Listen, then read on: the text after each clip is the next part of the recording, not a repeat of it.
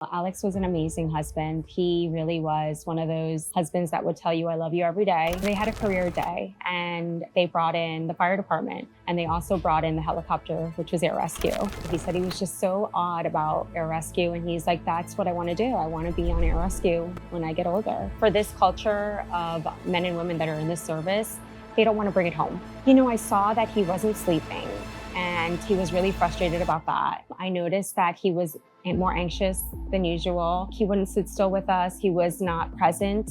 So he was disconnecting big time. But then sometimes he would say things like he's really thinking in the moment. He's like, we really need to cherish these moments. These are like normal conversation. But I think now I was like, was he trying to say something? He had been going to a therapist, which I didn't know since 2015. Then he was also diagnosed with PTSD. He didn't really want to bring me into all his things that he was dealing with, all the nightmares, and all the things that come along with PTSD. So he was doing all the things that he could possibly do to take care of himself without letting people in. So he was trying to do everything on his end. But unfortunately, July 12, 2024. We first opened the doors to Grown 10 years ago. I honestly thought we were just reinventing fast food. But what I didn't realize is this was never just about the food. We were also building community. My name is Shannon Allen, and you're watching Grown Woman Season 2.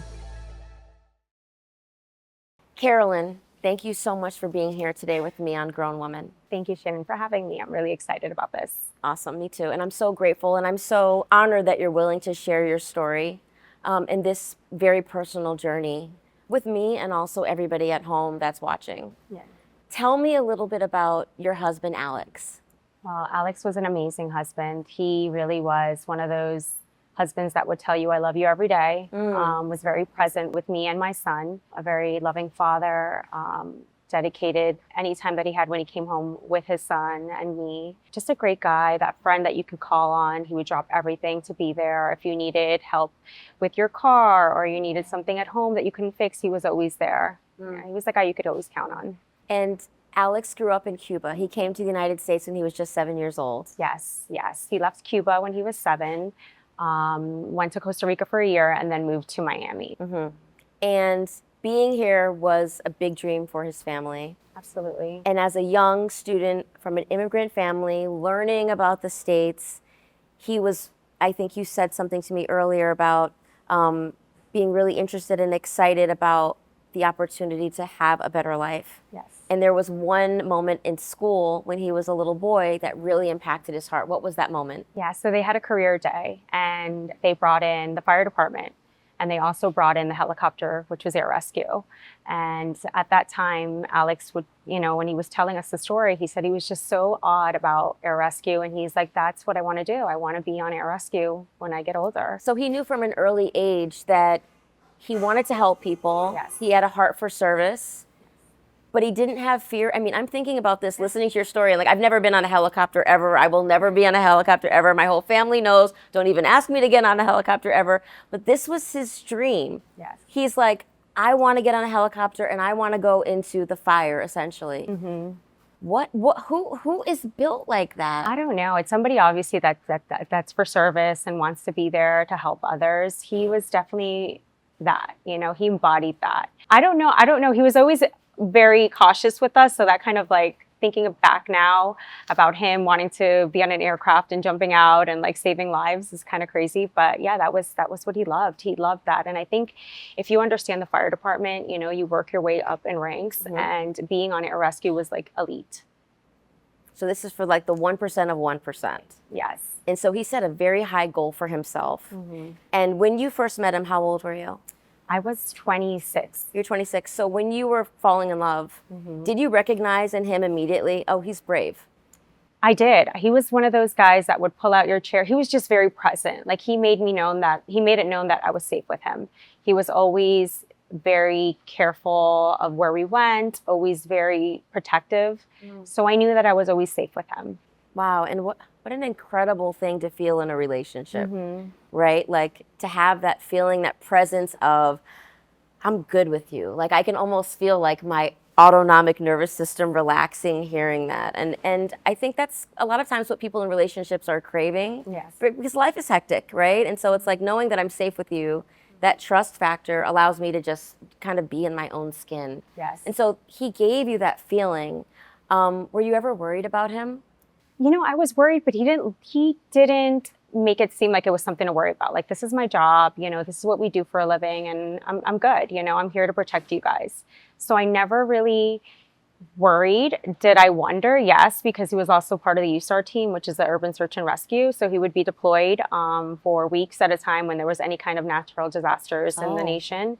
So I would worry then. But, you know, we also have a son, so I don't want to scare him either. So it's like, that's fine. This is part of his job. This is what he does for a living. And you had to hold down the fort. I had to hold down the fort, yes. So everything for your son, everything for your life, everything for your business, you had to handle that because Alex was out there trying to save lives. Absolutely. What was his training like? Because I come from a civilian family. I don't know anything. My husband grew up in the Air Force, so he has a very different childhood perspective, but I don't know anything about what it is to either be a first responder or to be the dependent of a first responder. What was Alex's training like to get to the elite of the elite? And what did your daily life look like as a first responder family? Yeah, so his training, they really trained quite often. They would go to the Everglades. They would do, when they come down the helicopter on the cables and stuff like that, they did a lot of water rescues. They had to train for that. He was also a certified diver. They did trainings in the air and on the field as well. For USAR, that was a little different. They would actually have to train to go through the rubble and stuff like that. They were at Surfside when that collapsed as well. So there was a lot of different trainings involved. We didn't discuss too much about what happened in the training. It was just part of his job, you know, going into the office, as you would say. So he was just like very nonchalant and casual about this at home. Yes. Even though he was putting his life on the line every single day for strangers. Yes. Because he had a heart for service. Do you think that there was something about him innately inside that was like, I need to do this because people are in need? What is it about someone that makes them have that much raw courage to just literally run into the fire and first? Right. Yes. I think it takes a specific and a special individual. I don't think everybody is built like that. I don't think I could do it. You know, maybe if it's for my son, for my husband, I wouldn't put myself in that kind of danger. But I think it's just the heart. They have a lot of compassion, and this is what they want to do. They want to serve. And so how many years was he doing this work? So the fire service, he did 25 years. Wow. And then in air rescue, 17. Oh my God. Yeah. So this is a huge career. Yes. And what were there times when you wouldn't hear from him? I mean, like your normal week, you're doing the mom thing, you're doing the work thing, you're holding down the fort, you're head of household, running the household. Would there be times that you wouldn't speak? I have a few friends that are firefighters, so they're like day on, day off, 24 hours on, 48 hours off. But what was your life like? Because we're talking about extreme circumstances here. Yeah. So we really did our day-to-day life. I would go to work, Alexander would go to school. We would call each other here and there, but it wasn't like we had to check in constantly because I knew he was working. Yeah. And if he wasn't calling, it's because he was busy. And I didn't want to get in the middle of anything. He could be helping somebody, saving a life, and I'm here calling, hey, what are you doing? You know? Right. So, but I mean, I think as a first responder wife, or even as like an athlete's wife, you know, you just know that they're working, and I just need to hold down the fort because that'll give them peace of mind so they can focus on their job. It's so interesting that you say that, like an athlete's wife. We never really talk about this. I think people think like, oh, it's glamorous, and you know, you're fighting over Christian Louboutins and throwing glasses of water in each other's faces at dinner. But really, what we were was a support system for each other. Right. And I don't want to diminish at all the role of first responder families or military families, but in a lot of ways, when you come to a new city, you automatically fall into a built-in support system. So you're in a new city, you've got to figure out where your kid's going to go to school. You know, who's a good gynecologist? Where do I get my son's braces put on? You know, somebody needs help with SAT tutoring. Like, you have no resources when you first come to a new city. There is no relocation team. The relocation team actually becomes these other athletes' wives and girlfriends. And so I don't think that can be understated how important that is. And also, we celebrate together and we experience loss together. We become an extension of each other's families. Did you find that was something also? How tight-knit are the first responders' families? Are you guys doing baby showers and anniversary? I mean, are you doing Halloween parties? Are you doing what we're doing? It's funny that you say that because we really don't have a really close-knit, like with the first responders. We did have a couple people that we were friends with, but I think that's also something that we've been working on, is having that network for our first responder families, to be a little more in on what's going on with your spouses at work. So we didn't have that. I think that they need to work a little bit better on that, because as a spouse, I would have loved to be more involved and know what they have at the department if there is a crisis happening. Or have that community where I could talk to another first responder wife and say, hey, is your husband, a little distant? Is he not sleeping? So we didn't have that. You didn't have that. No. So this is a really incredible note, because that was maybe a missing link for you. Yes. Tell me a little bit how Alex was at home. Alex was amazing. He was our everything. He did, Shannon, everything. So for me, I literally just had a credit card and I just had to make sure my son was good. We had everything at home that we needed, and that was it. Like, I didn't have to pay a bill. I didn't have to do anything. So he was always our protector and provider. Did everything, and our provider. And he wanted me just to focus on my son. And he was just that type of man. But could he communicate with you the stressor of the job? Because I think the part that maybe I'm envisioning right now is just like this hero. Yeah. I'm imagining Alex as strong, broad shoulders, obviously, yes. Incredibly smart, laser focused, to have a willingness, a relentlessness to try to save someone's life, to be fully present and be living in the moment, to be working, within a team, to throw out audibles. Yes. This is how I'm envisioning him, and maybe I'm pulling this all from movies, but that's kind of what I'm thinking about. Right. Mm-hmm. Okay, that's good to know. But at home, could he communicate with you? We lost somebody today. Yeah, no, he couldn't. So I think that was a huge component too. Like, he couldn't open up to us. And I think it's for this culture of men and women that are in this service, they don't want to bring it home. Mm-hmm. So either it be a loss or a tough day, they don't want to bring it into the house. They'd rather just leave it at the station. So that's a huge thing, because we don't know what's happening. And when once they walk in that door, just like I'm sure it could have been with your husband too, it's like, hey, by the way, so-and-so needs this. Can you take Johnny to practice? Can you make sure we fix that in the back? It just broke. There's so many things that we just throw on them because it's like, tag, you're it. Yeah. Right? So if he would have communicated a little more, I think I would have known, what, let him have his moment. Let me make sure his day was okay. And then we can tackle all this later. So when did you start to realize that he was carrying an emotional burden? I saw that he wasn't sleeping, and he was really frustrated about that. I asked him, how are things at work? And he's like, yeah, they're fine, just regular. I noticed that he was more anxious than usual. And how did that manifest, the anxiousness? He couldn't sit still. Like, he wouldn't sit still with us. He was not present with us at family functions. He would just kind of sit there and then just walk away. Like, we would be talking, and so he was disconnecting big time. So that was huge. And looking back now, at the moment, I'm just thinking, okay, maybe he just doesn't want to talk. Like, I get it. Sometimes he needs a minute. What about like intimacy? Like, would you still hug and kiss each other? Yeah. So he's still just doing all that. We were still doing that, but then sometimes he would say things like, that I thought, wow, he's really thinking in the moment. He's like, we really need to cherish these moments. These are like, and which is normal conversation. But I think now, I was like, was he trying to say something? I don't know. And so how long did this go on where he was a little disconnected, maybe wasn't making as much eye contact? Mm-hmm. You'd be in the middle of a sentence and he would just kind of like remove himself from the, the kitchen table. How long did that really go on, the anxiety? And so that was happening probably for a good, I would say the getting up and kind of disconnecting, within 6 months that was happening. But, immediately you go to, maybe he's not that into this family, maybe he found somebody else. Like, my head's going somewhere else. Of course, that's natural. Yeah. So, and I would ask him, and he's like, no, that's not it. It's just, I'm just tired, But that was going on for 6 months, and then not sleeping as well. And little by little, and I asked him, he's like, I'm going on antidepressants. And I'm like, okay.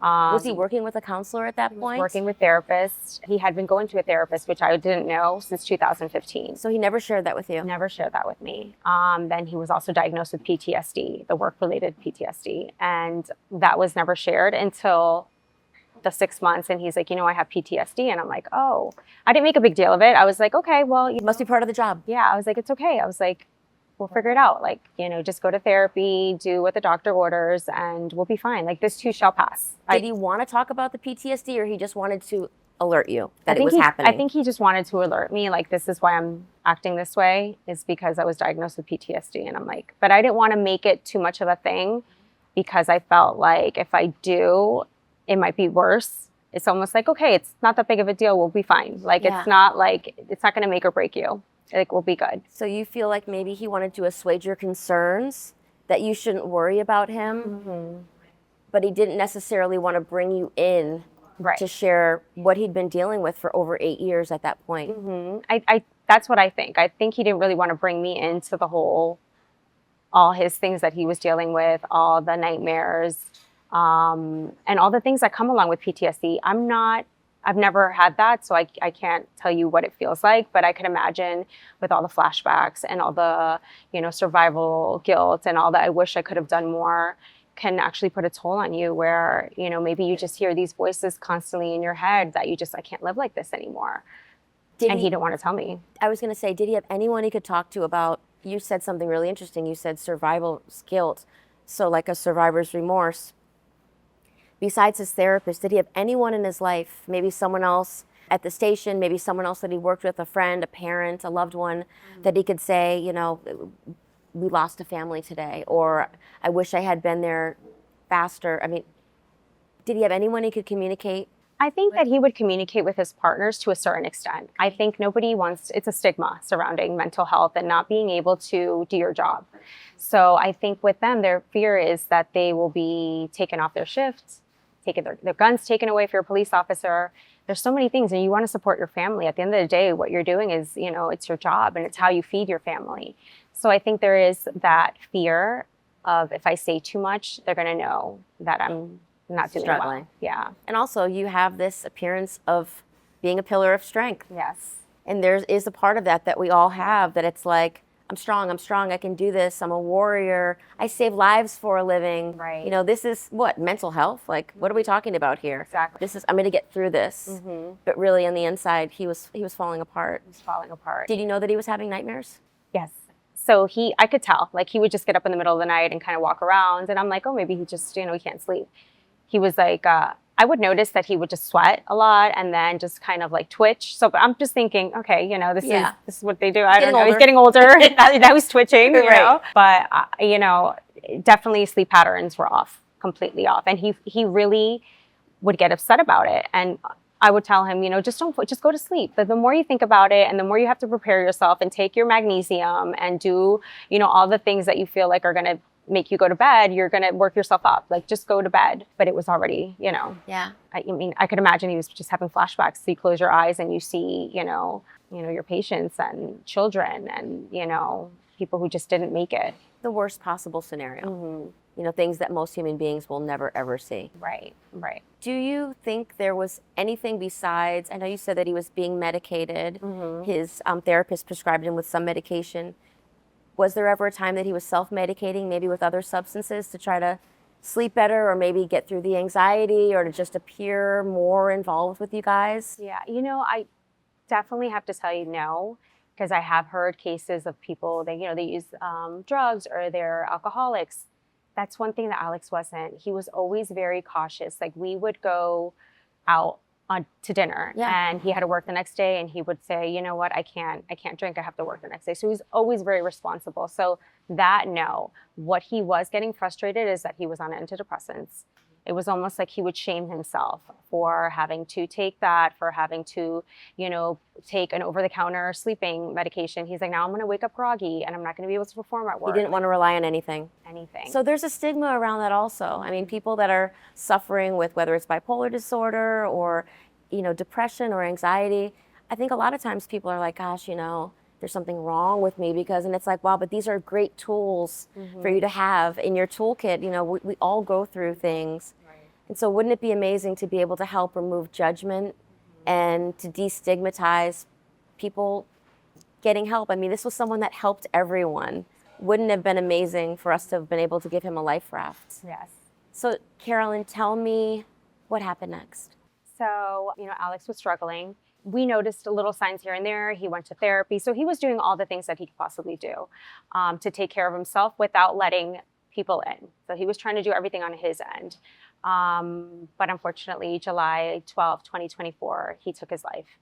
And for us, it came as a shock because, you know, we never, ever saw that coming. We saw that he was a little anxious, sad, you know, disconnected from us, but never in my wildest dreams. I think I would have said a divorce, you know, maybe he found somebody else, but never would I have ever imagined him taking his life and leaving, you know, not just me, his son behind, you know, somebody that he loved and could just, he was his everything. So that to me just shows somebody that was so rational always and thinking and always looking out for us to do something so irrational. You couldn't have been well in the head. There's no way. There's no way. Where were you when you got the call, or how did you find out? So we were at home. So he left early that morning, and I could tell that it wasn't him. He was very, even his eyes had like a glaze over him. Like he just looked different, and he was determined to just leave. He's like, I gotta go, I gotta go. And I'm like, where are you going? I was like, you can't just leave. It wasn't a work day? It wasn't a work day. I'm like, where are you going? He's like, gotta go, gotta go. And he got up and left. And, you know, we called him, wasn't answering his phone, wasn't answering his phone. Eventually my son woke up, and then he started calling his dad and wasn't answering his phone. And that's when I was like, you know, this isn't funny. Like, you know, this isn't good. I then called his friends, his closest friends that were also firefighters. Then they called the police officer, and then it was a search, like a tri-county search. Really? Yeah. And then they found him. And then they came and told us at the house, which is like something from like a movie scene. It's like your worst nightmare when you see like the chief and two of the other employees are walking up to your door and telling you the news that, you know, he's gone. It was our world ended that day. It was like everything was pulled out from under us. And we were a very normal family, you know, loving family. People would say, oh my gosh, you guys are always so affectionate with each other. You guys are such a beautiful family. Like there was nothing bad for you to take your life, you know, but it was obviously a struggle that he was fighting with mentally. Every single day. Every single Probably day. every moment of every day. Mm-hmm. For so many years. I'm so sorry. That moment changed everything for you and for Alexander's life in the moment. Mm-hmm. What happened in the next moment? How did you, you're saying it's like a movie scene. You have the chief that walks in, you have his closest friends that he works with that walk in. They deliver this news that is the news no one ever wants to get, absolutely the worst case scenario. What happens next? Did you blank out? Did you go into shock? I think I went into shock. I was really in shock. But my son, I mean, it's like that moment that 13-year-old boy turned into a man, and he picked me up and he's like, Mom, we're going to be okay. Just promise me you'll never do this to me. And it's me and you. And I like, your mom kicks in, and I'm like, I have to show my son that I'm strong too, and we're going to do this, and there's nothing to fear. It's me and you, and we have God with us, and we're going to be fine. So that's what I did. It hurt. We still cried, and we were like, both of us were like, I can't believe this is happening, for weeks, you know, until it finally was just like, you know, okay, this is our life. This is our life now. This is our new normal. Mm-hmm. So you leaned on each other and you leaned on your faith. Mm-hmm. What about Alex's family? I mean, does he have parents here? Yeah, so he has his mother and his sister. I mean, the devastation is like, yes, everyone is just left literally like cleaning up ashes at this point. That's exactly what it was. It was just cleaning up this terrible mess that he would have never made, because we all knew that he was just not that. That wasn't him. And it was like the outcome was so completely opposite of what he was.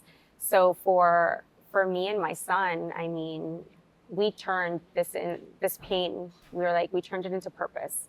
And I don't know why or how, but I definitely know it's faith that I knew God had us under his wing. And in these tough moments when you feel abandoned and why did God do this? We didn't look at it that way. We looked at it as like you had an amazing dad for 13 years. I had an amazing husband for 17. And, you know, we were blessed to have that. Some people don't have that at all. Ever. And I've read somewhere where you said that when you lose a spouse, you don't lose them forever. Mm-hmm. The relationship just changes. Yes. Because you feel that Alex is absolutely still with you. Yes. If you could say something to Alex right now in this moment, and I know he's with you, what would you say to him about that day? I wish he would have opened up to me, and I wish he would let me help him. You know, I feel like I know that he took over everything always, and I never really had a chance to, like, you know, show him that I could handle things, but I could definitely, you know, handle things. And I wish that he would have just opened up and let me in.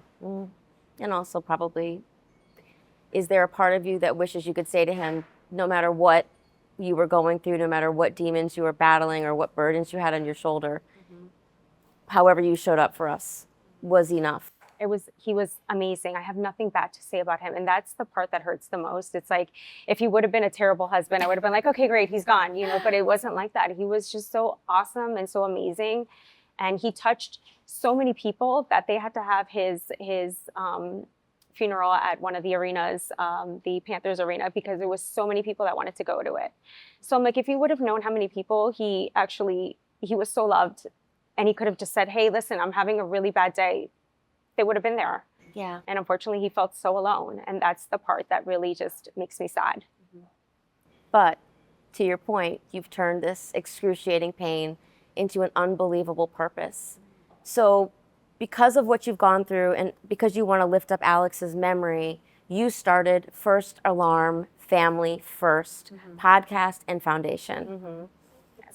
Tell me, we're not even 2 years out from this tragedy, and you've already stepped into your purpose with so much strength. I mean, the fact that you said, I have my faith, it's evident. It's evident because you have so much grace and poise, and you have a light within you that is so strong, you cannot be taken off kilter. So I want to applaud you and thank you for stepping into this for you and for your son and your family, but also for your community, because it sounds to me like what you are trying to do is offer the support for other first responders and their family, the support that Alex needed that he really didn't get. Yes. So tell me about your mission. So our mission at First Alarm Foundation was really to, you know, create awareness to prevention as well, and education, not just for the first responders, but for their families as well.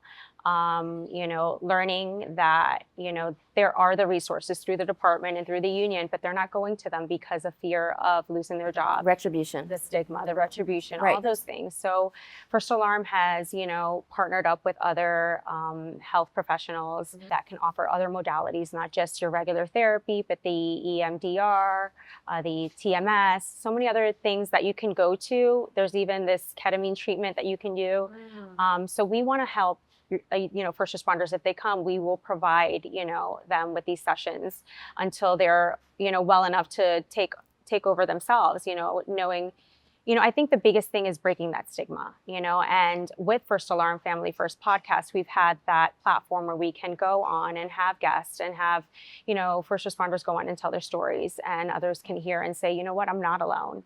You know, I'm going through something similar. Exactly. Clinicians that are culturally competent and do understand that field, be it military, you know, police, law enforcement, and they can talk to them, you know, because it's not the same talking to a clinician who doesn't understand what you do day in and day out. They don't understand your world. And so the podcast you're doing with one of your best friends, Jen Herrera, shout out Jen. Yes, we love you. We love you, Jen, who is an Emmy award-winning journalist in her own right, but is also the wife of a first responder and the daughter of a fire chief. Yes. So it's not just like she's amazing on camera, this is also her world. Yes. And so you guys, your families were in the same firehouse. Yes. And so when Alex passed away, was Jen the first person that ran in for you?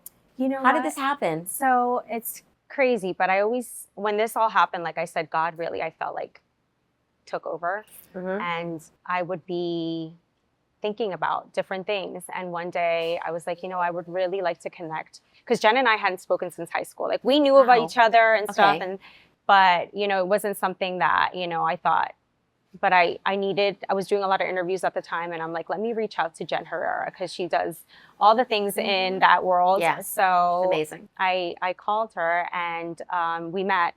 And then out of the blue, I was like, do you want to do a podcast together? And she was like, yeah. But again, I feel like it was God talking, because not only is she an incredible human being, she understands this world. Yeah. And with her, I feel like we can just get the audience and get the awareness out that we need to for mental health and within the first responder community. I mean, there's no better match than her. She's amazing. I'm so excited for what you guys are doing. I think you're going to help so many people. And I know you wrote somewhere that if one person decides to stay, and that got me really emotional because we actually, we experienced a different situation, but a similar situation. My sister's boyfriend committed suicide when he was just 21 years old. And it just changed the trajectory of our family's life, and certainly his family's life. It's hard to get past. And I think there's a lot of years, even with therapy, even with counseling. I know certainly for her life, she's never, ever forgotten about Dayton, and she never will. And it's important for me to say his name because I want to lift up his memory as well. Yes. But as a family, you never get past this idea that someone didn't want to stay. Right. And so is that your goal? If one person decides, it's hard, but I'm going to stay, that you've done your job in Alex's honor? Absolutely. I think just saving one life, that's the whole purpose of and mission of First Alarm, is really just helping others. I mean, Alex saved lives, and I feel like with First Alarm, his legacy will continue and will help another person. And I feel like he really does want us to do this, in his name. Like I said, he would have been the first to be there if you ever needed anything. And the fact that he couldn't, reach out to somebody makes me sad, and I want people to know that they're not alone, through the podcast and through First Alarm, that, we're all human and this is a human emotion. And, we all, deal with things differently. And it being a first responder, not a first responder, and taking your life is not the answer. It's not. There's help out there, and this too shall pass, and God is with you, and God gives you things for whatever reason. It's to get you closer to him. Sometimes we look at pain and you're like, why is this happening to me? And it's not that. He's not doing something to hurt you. He just wants you to get closer to him. Right. It breaks you open. The pain breaks you open and allows you to get a closer relationship with God, which is always the point. Right. Which is always the point. And we'll find our purpose in life through that. Yeah, absolutely. Absolutely. I'm so incredibly grateful that you're willing to share such a personal story in such a beautiful way. I mean, I love that you're honoring Alex's legacy and how you lift him up and the kind of man that he is, was, will always be for you. Alexander's dad, your loving husband, a hero, a hero for our Miami community. So if people want to reach out to you, first responders, people in the military, people in, police officers, firemen and women, people that are rushing in first, how do they get in contact with you? Yeah, so you can go through our website, First Alarm Foundation. You can also go message us through First Alarm Foundation through IG, or First Alarm Family First. If you want to come on and tell a story, and share a little bit more about your journey, you can reach us through there. We're always happy to hear and help. And if you had one message for first responder families that have a loved one that may be experiencing some of the traumas, some of the sadness, some of the dark times that Alex was experiencing, whether it's anxiety or depression or PTSD or having to go on medication, and you're wanting to offer those families support, what would you say to those families that are seeing some different changes in their loved ones, those kind of first alarms that are going off, those warning signs? What would you say to them? Reach out and don't be scared to ask. And you don't want to be that one to just be that nagging wife or, loved one, but do ask because, sometimes we brush things off and it's serious. So I definitely think, asking, are you okay? Reaching out to your friends, sending a message. Hey, I kind of saw you a little disconnected. It's the human connection we all need at the end of the day, and knowing that you're not alone. Do you think that there's ever a time when, even though you're trying to be respectful that this is someone's job and that obviously they're providing for their family and they don't want retribution, they don't want to be stigmatized, is there a time when you really feel like things are going downhill where you can say, I need to reach out to their first shirt, I need to reach out to their chief, I need to reach out to their mental health practitioner on my own because I'm really concerned that we're in a danger zone here? Is that acceptable behavior from a loved one or no? I mean, anything is better than the outcome, I feel like. So yes, I think it is acceptable. If you're concerned, then yes, reach out to his partner or reach out to, somebody at their department that may be able to give you the right direction or connect you to a therapist or, reach out to loved ones. I definitely feel like you don't want to wonder, what if I would have, you Yeah. know? So it's okay to ring the alarm. Absolutely. Okay. You can save a life that way. Thank you so much, Carolyn. I think you guys are absolutely saving lives. Thank you. I really appreciate you telling your story. Well, Thank you for having joining me. us at Grown Woman. Yes, please. And I hope everybody will reach out to Carolyn and Jen, whether it's through the podcast or through the foundation. Everything that we can do to support mental health and to help with suicide prevention, that's got to be the goal. We've got to check on our strong friends. Yes, absolutely. Thank you, guys. Thank you. Thank you.